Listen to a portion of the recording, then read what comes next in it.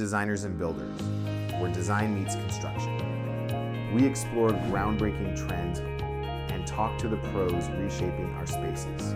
For your dream home, workspace, or just great design inspiration, subscribe to Designers and Builders.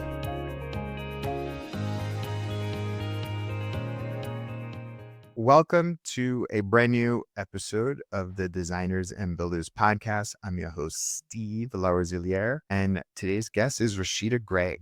Rasheeda Gray is the CEO and principal designer of Gray Space Interiors. It's an award-winning interior design firm based in Philadelphia. She transitioned from marketing to full-time interior design in 2018.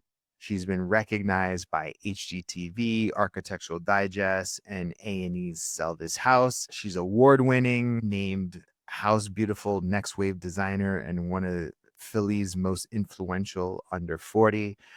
She's transformed over 100 spaces and finds time to mentor aspiring designers and supporting community projects. So welcome to the show, Rasheeda Gray. How you doing, Rasheeda? You. How you doing? I'm good. How are you? I'm well. Thank you so much. Hey, so I love your bio and I want to hear more about it. So why did you leave marketing and get into interior design? Yes. I was an undergrad, a marketing major in undergrad, marketing and international business, and went on to obtain an MBA, master's in business administration. And I've always been a creative. So I've known since I was a child that I was creative. And I thought, if I'm going to go to college, I need to make money. And so sorry about that. What major is creative that makes money? And so that's how I got to marketing, just sort of a random selection. I spent 15 years in marketing and great career, climbed the corporate ladder, learned so many things. And along the way, I just kind of felt like I wanted to connect passion to purpose and did some soul searching and discovered that my love for design has been there all along. My first memory of design was like in 4th grade, and we had to draw a floor plan. I have no idea why we did that, but we did, and I remember it. And so fast forward, my first apartment, my dorm room, my first house, all those things led me back to my love of design. And the aha moment for me was I actually was selling one of my first house, and the realtor said, "You need to stage your house." This was in 2015. I had no clue what staging was. I went to Google and did whatever Google said to do. Declutter, depersonalize, etc. Did that. The realtor came back and said, "Oh my gosh, what did you do?" The house sold in 3 hours. And so that was the aha moment for me. Quickly after that, I took a few courses in interior design just to make sure I knew my stuff, and had my first client while taking classes. That was 9 years ago. The rest is history. How did you start developing your own sense of style? Wow, that's always something that is constantly evolving. I like to take cues from fashion, and that's what I do with my clients as well. Yeah, I always try to find my way into their walk-in closet. So I had to do that for myself. Like, what do I love? What will I wear over and over again?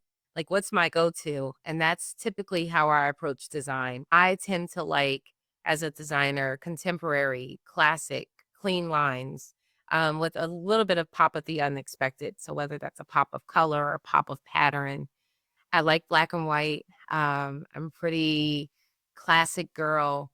I love texture. And so I put all those cues from fashion, my wardrobe, into design. How do you remember the first client where you're like, "Oh my God, this is what I'm gonna do"? Like the client that when you either got it or whether it was, the first check or whether it was like that first meaty project. Like, do you remember what that was? Oh yeah. So we started our firm in 2016. I went full time in design in 2019. So I meant to say, as part of my bio, for the first 3 years of my firm, I was both building the firm and working full time corporate at the same time. And so when I walked away in 2019 is when I got my first major client.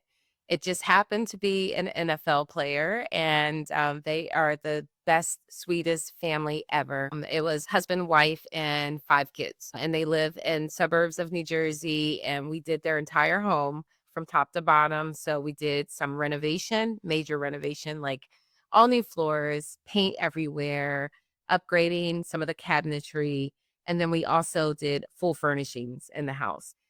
Their life is public, so I was just on the internet searching for inspiration, and, they didn't have much time for us to, like, build what their style is and a rapport and really uncover what it is. So I had to do a lot of my own research online to figure out who they were, what they loved.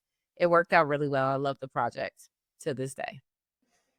You actually need to spend a lot of time with clients in advance to like truly understand not just their taste, but like how they communicate too, right? Isn't that Yeah, absolutely. Yeah. I mean, some clients live by email. Some are like, I barely check email. It's as simple as that. Or some clients need a lot of communication and others prefer not to. So, I just recently had that with a client where they're like engineers and yeah. like I'm a big texter, but they're not texters, they're more emailers and they want to be able to look back and see the whole entire all of the decision makings and all of the choices and all and that's really how do you solve for like communication and project management with clients? Like do you what tools do you use? First, in the proposal phase, I probably touch base with the client. We have a discovery call, then we have a consultation, and then we have the proposal presentation. So that's 3 times before we sign a contract or before we start working together. I'm talking and interacting with them face to face or virtually. So usually by that time, I know that they're going to need more hand holding, less hand holding. And so I am tweaking the proposal to reflect that. It's going to be more hours of time to communicate with this client. And then tools, because of my corporate experience, I live by a good system, a good spreadsheet. And so right now we're using Dubsado, which is a CRM system to track all of our leads up until the contract signing point, up until they become a client. And then after that, we're in design files. So we design in there, and then we do a lot of the project management in there as well, like order tracking, things like that. We use good old Gmail.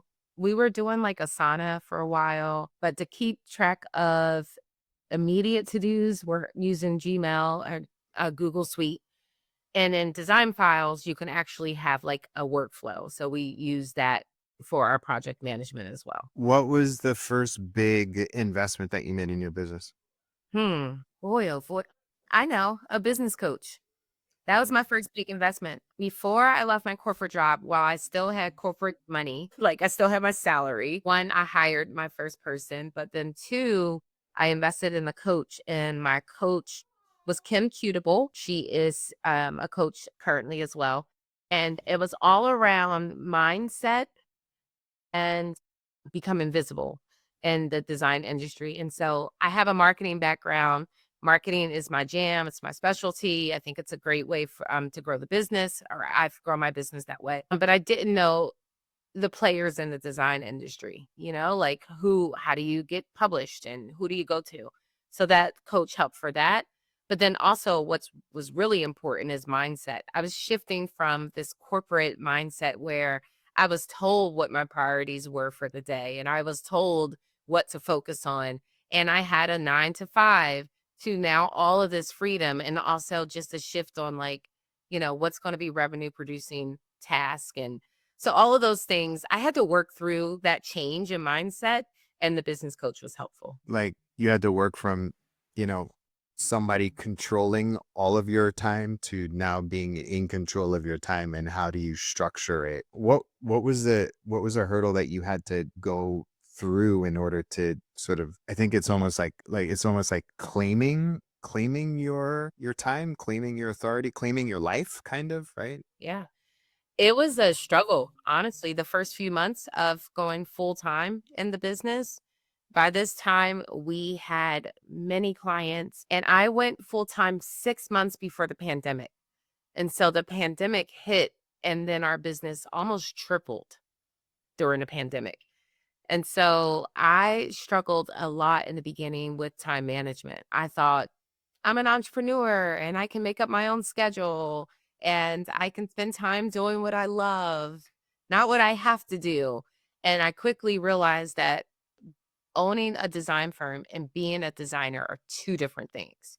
And so I wanted to design all the time while I still had a business to run. So I needed to do business development. I needed to do bookkeeping and accounting. I needed to do all these things that I did not love. And so they were last on the list, and that negatively impacted the business in the beginning. And so I had to reshift my perspective and also manage my time a lot better than I initially did. And at what point did Jake get into the picture?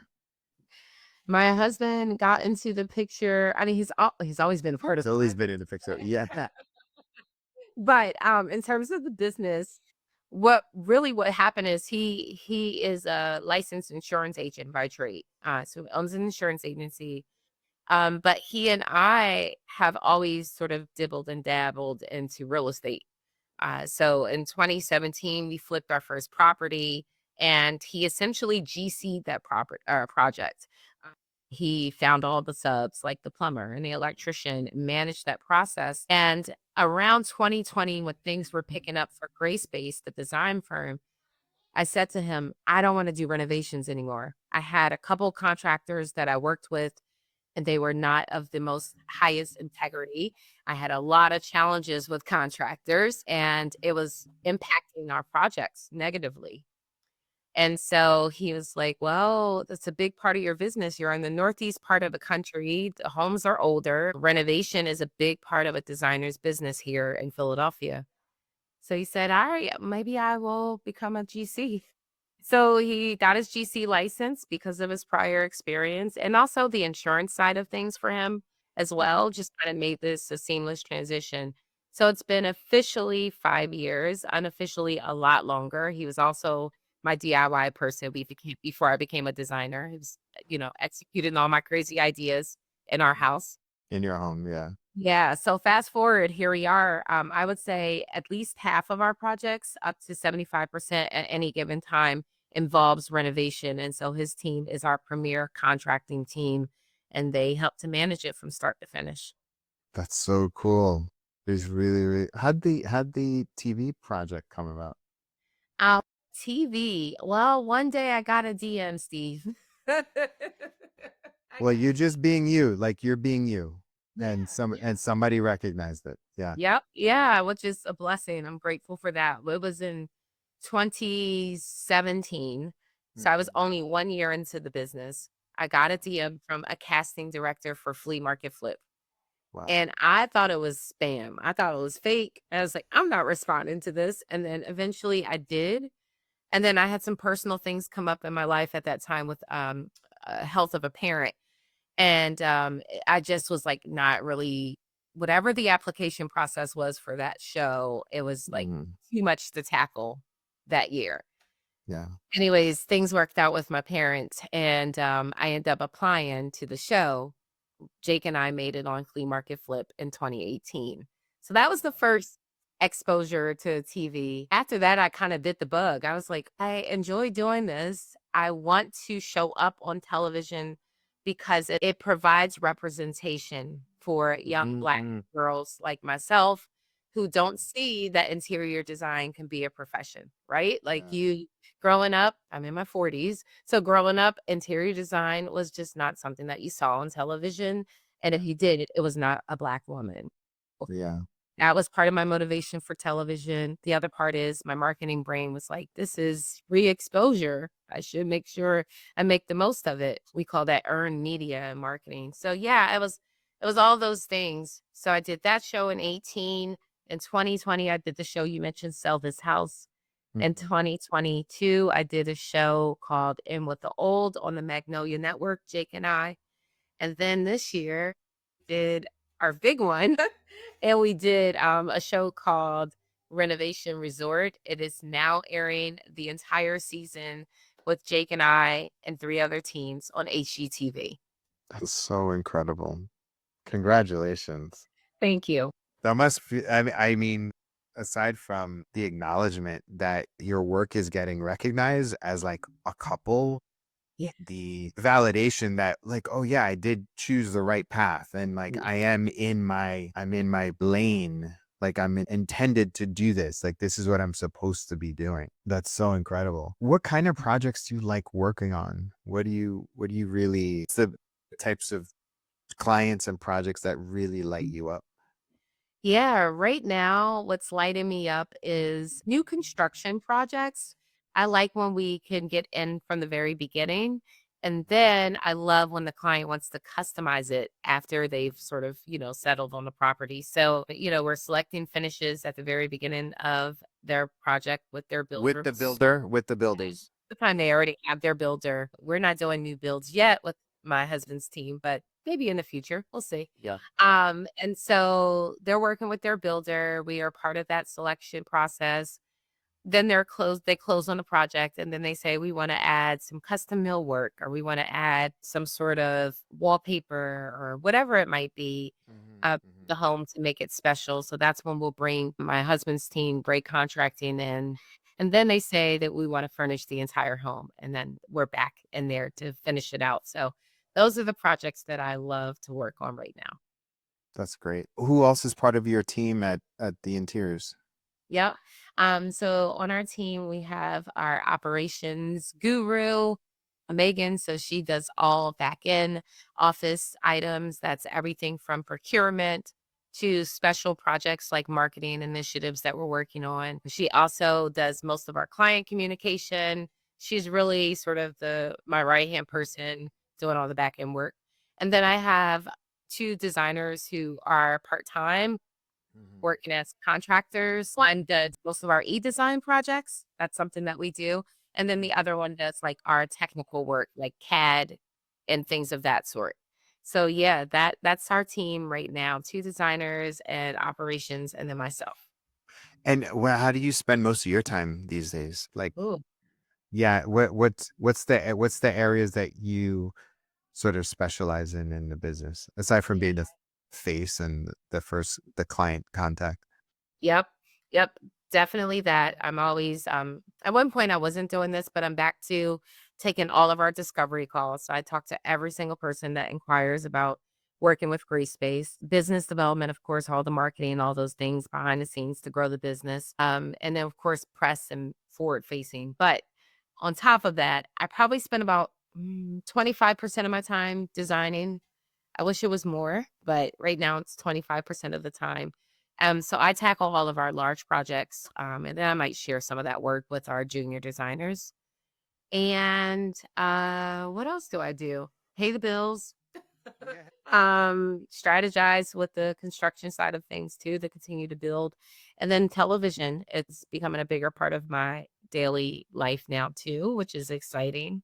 So yeah, that's pretty much it. What's your view on technology and where is your field and the interior design field going? Like where do you see it going? Am excited about technology. I know to some it could be a bit scary, like we don't know what AI is going to evolve into. I try not to worry about things like that. For now, the way that I've been using technology and AI is just day to day. I mean, I literally have it open as a tab on my computer screen. And it may be everything from how to respond to a client to, create this image of a room that is this color and this style and includes this furniture item.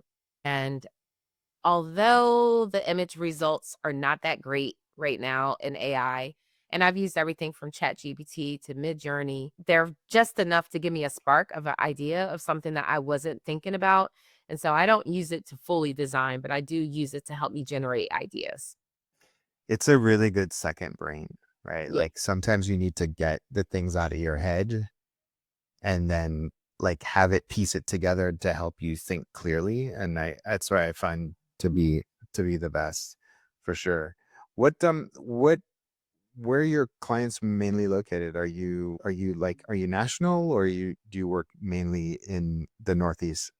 Yeah, and we offer 2 services, full design and virtual design. So most of our full design clients, which is the bulk of our business, are here in the Northeast.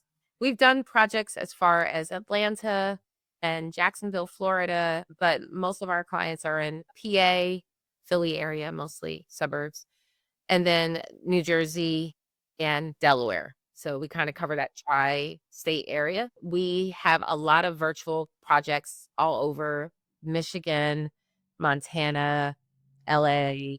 Yeah, we've done virtual projects all over, which is cool. So yeah, that's pretty much where we are. Where's the business going and in the future? I mean, what I guess what's been the result of the show now, and then where were you planning on taking the business? Well, it's still early, too early to tell the result of the show. We are seeing an increase in inquiries, which is always the goal. Like anything I Yeah. do marketing wise is to increase the business. So that's been great. And ultimately, the goal, the vision is for Gray Space to be a household name. Mm. Part of the reason why I never selected my name to be the name of the design firm. One, Rashida can be challenging to spell for some, and two, it's much bigger than myself as the designer. I want Gray Space to be, um, you know, product lines and television and lifestyle. So that's the goal for Gray Space to be a household name across the entire industry. That's great. And also too, like Gray Space is like a great, I mean, it's your last name, but it's also like a great brand name too, right? It's not white space, it's not black space, it's gray. And, Yeah, yeah. could leave a lot of room for interpretation of what gray space means. It's creativity, like, exclusivity, uniqueness, right? Like there's a whole bunch of stuff that it can mean a lot more. It feels like an art gallery too, right? Like it could be, I love that. you know what I mean? Like it feels like it could be a gallery showroom Yeah. where folks can come in and, touch and feel like your aesthetic. That Um would be amazing. maybe you If should it do a happens, pop-up. I'm proud of you for sure. Like maybe you should do a pop-up, right? Just like, Right? I mean, and to me, I don't know, I'm just like, I'm a big fan right now of in real life, because like Yeah. the work that we do in the design and build space is really, it's like one-on-one on a incredibly personal level. And the only Absolutely. thing, so like, I know you feel like this, right? Where you're Yeah. doing so work and you pour so much hours into it. The only people that get to enjoy it are the customers. Mhm. And you're taking thousands of photos. And then maybe the people that are on your social, they get to see it, but they don't ever get the chance to experience it. And so for me, I'm Correct. like, how do we that I mean, that's the thing that I'm thinking about too. Like I'm doing a basement right now. I'm Right. pouring my heart into this thing, right? And I'm like, the only two people the only my clients are gonna literally be the only people that get to enjoy this. Yep. It's when you say it that way, that's so true. And I mean, one dream project that I have is to design boutique hotels. I love to Oh my God. travel. I Yeah. love to travel and and so that will give the opportunity for others to experience. But this pop-up shop idea, that's actually really good. Like, how do you create? You know what? I did a project that's similar to that. It's called Design on a Dime. And so, Yes. have you? In New York. Yeah. Yep. Yeah, with that's with my favorite charity in the world, Housing Works. I love that. Did you do it last year? Yep. I went there. I didn't, oh, man. I was there. I was there too. We missed each other for Oh sure. my God. I first of all, I love the organization. And then second of all, I love design on a dime. I think that's like the most and how did your space do?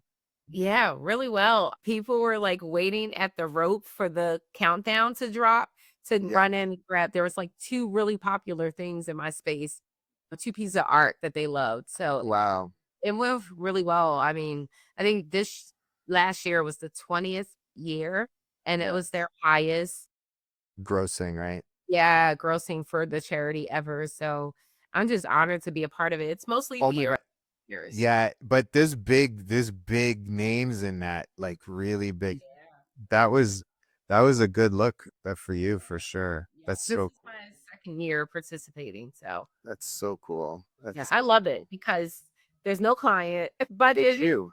I don't want to say no budget because we are blessed to have a lot of partners who have Mm. been a part of the project. So, for example, I worked closely with Four Hands, and oh gosh, a whole host of other brands, but Fabricut and a few others.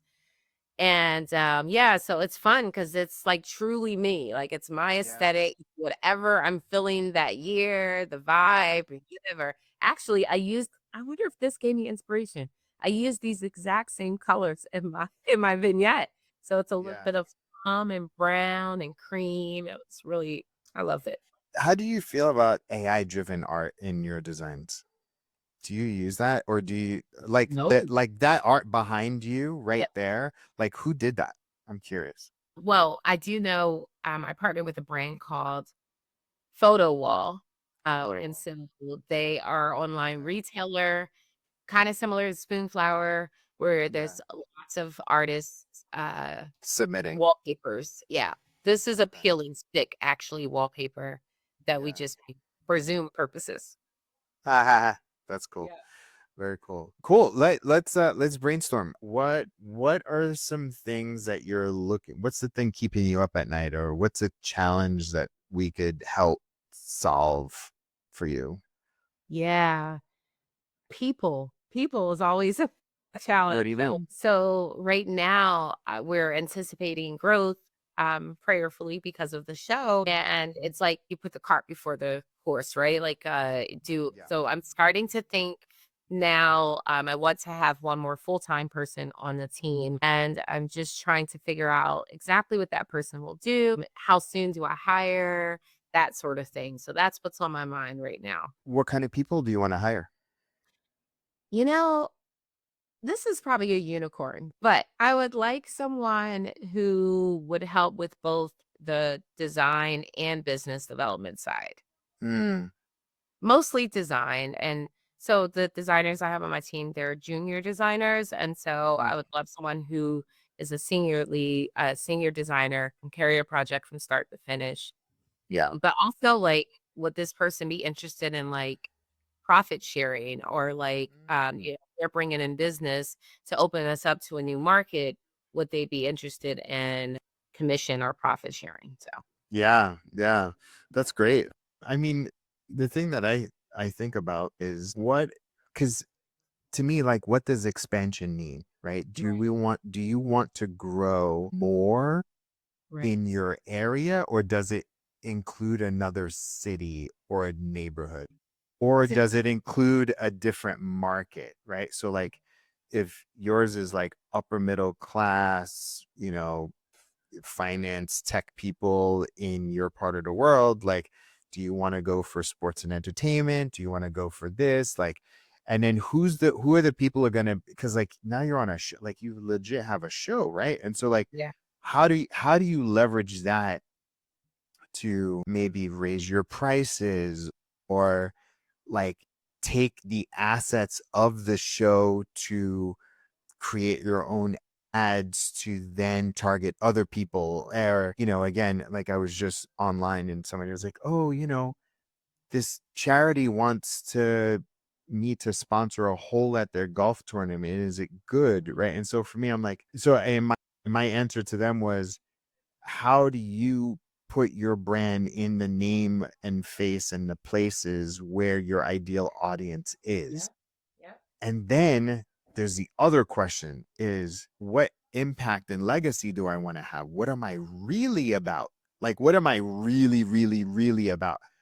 Because to me, where I mean, we kind of started this conversation thinking like it's about representation, right? Like, yeah, how do we start creating the spaces that for people that represent us or represent you and your ideals and values, because you know I never really thought of like bringing this kind of element into the show, is like, yo, the world has changed yeah, tremendously, absolutely. And the people that can afford your services, they will always be able to afford your services. Yeah. Always, Yeah. always. Yeah. And so there are people, there's going to be them, there's going to be people that are not them, and then there are people that serve them. Yeah. And good design is timeless. Yeah. Hand like curated, high touch curation of spaces is going to be at an absolute premium Yeah. because the outside world is going to be fragile and vulnerable and potentially unsafe. So Mhm. curated spaces is going to be on a premium. So the way people are like, oh yeah, AI is going to eat the design industry. No, it's not. It's only going to amplify it That's right. so that That's right. your value is going to be 5 times even more. That's right. Because a DIYer is gonna always be a DIYer. Like, if they wanna go to AI and do their thing, that's fine. That's never been our client. Absolutely.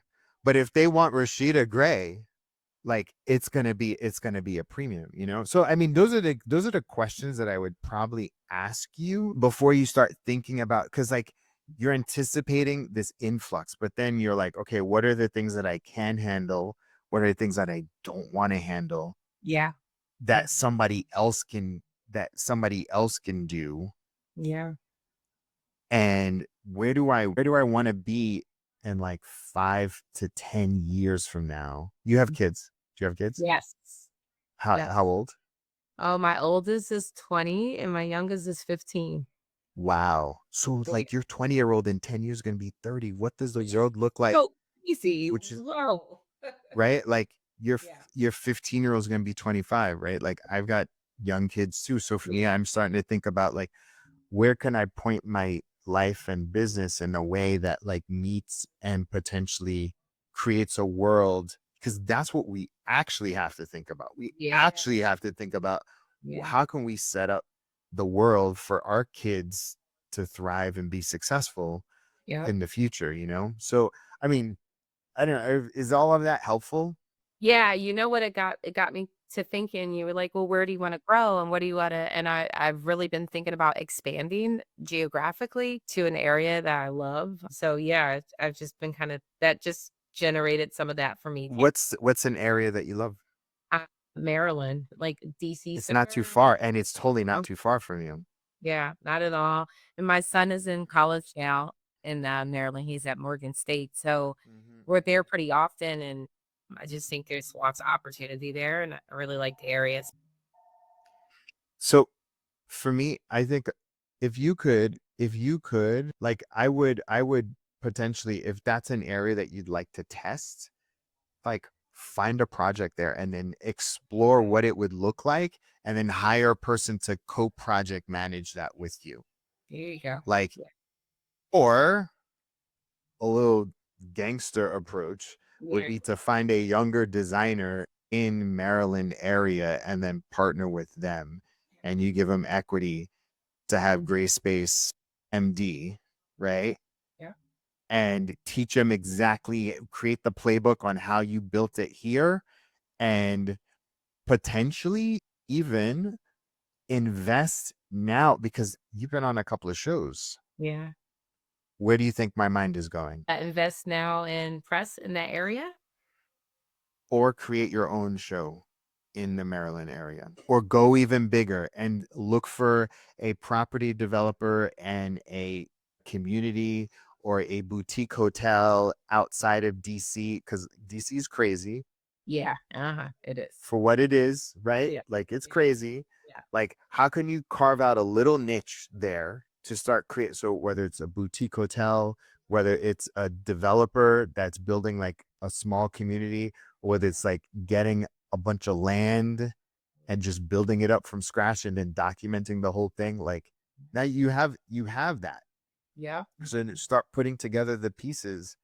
So is all of that helpful? Yeah, it's super helpful. I mean, what I took from it is step one is a project in that area and then test it out. I mean, because I think I don't know until I actually do it. So Yeah. that's a Yeah. low risk way of It's a tackling. total low risk way. Yeah, like whatever, what would make it worth it for you? Yeah. Like I did the same thing here is I built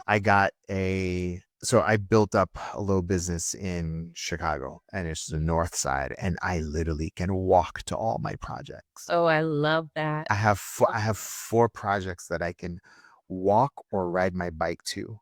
Oh Yeah. my God. It's like the dream. I have a project that's 30 minutes away. I hate it, right? Like it's and so what one of the things that I start thinking, so I have a cousin in Los Angeles Yeah. and she's a celebrity chef. And Uh-huh. so what I'm doing with her is like I created a playbook, a 4-step playbook on how she Yeah. can start generating projects in Los Angeles. So all she's got to do is tap her network. You just Yeah. need one person with a large network. I actually ding, ding, ding. I had an e-design client. It was a really big e-design project, and she's great, and she just happens to be a sorority sister, and so I should check in with her. She could be your biz dev person. Yeah. I started thinking like, who the next great salesperson is? A Yeah. hyper connected mom, True. a hyper connected community minded mom. Yep.